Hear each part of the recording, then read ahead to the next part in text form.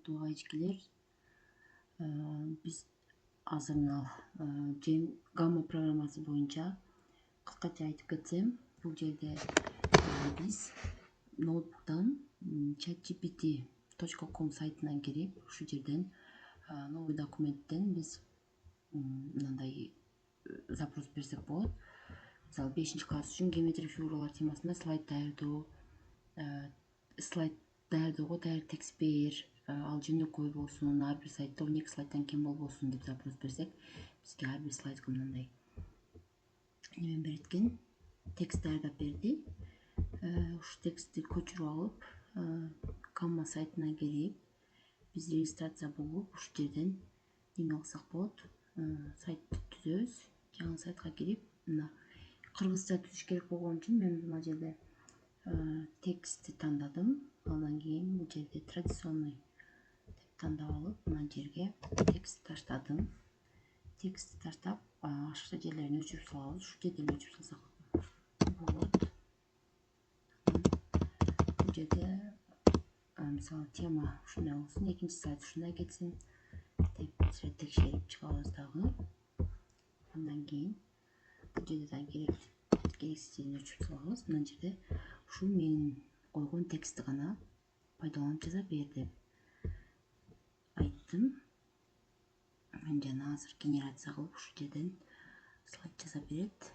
Бул жерден дагы бир сыйра тексттер мына 2 слайд болду. Тандап, мына жерден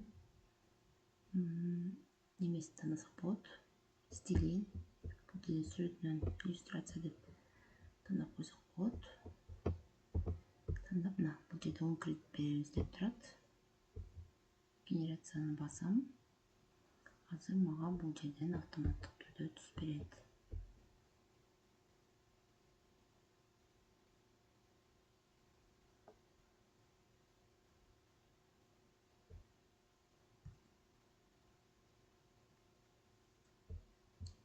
Мынакей биздин сайт слайд даяр болуп атат.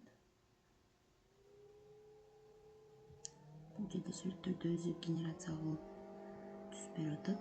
Мисалы, башка сабактардан дагы ушуну түзсөңүздөр, слайд даяр болду. Геометрия фигуралар, геометрия фигуралар таанып, анын атап жөнөкөй мисалдар чыгара алышат. Бул жерде геометрия деген эмне? Мына жерде сүрөттөрдүн өзү коюп берет. Кааласак мына жерде сүрөт өчүрүп башка сүрөт койсок болот.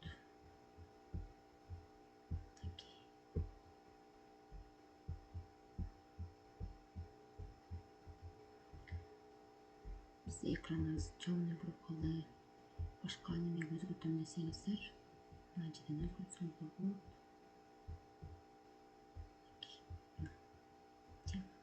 Ак түскө берейин десеңиздер, ак түс тандасаңыздар, слайдыңызды жарык ак түскө коюп берет. Кааласаңыздар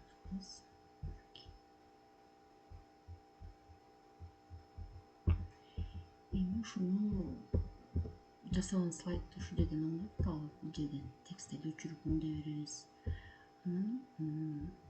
Ушу жерден эле автоматтык режимде сразу көрсөтө берсек болот. Мына презентацияны көрөткү кадимки эле. Ушуна кнопкасын басып чыгабыз дагы. Ушуну сактап турган болсок, экспорт бөлүгүнө келип, мына жерден сактап алабыз. PDF форматына сактап алып, ноутбуктан көрсөтө берсек болот.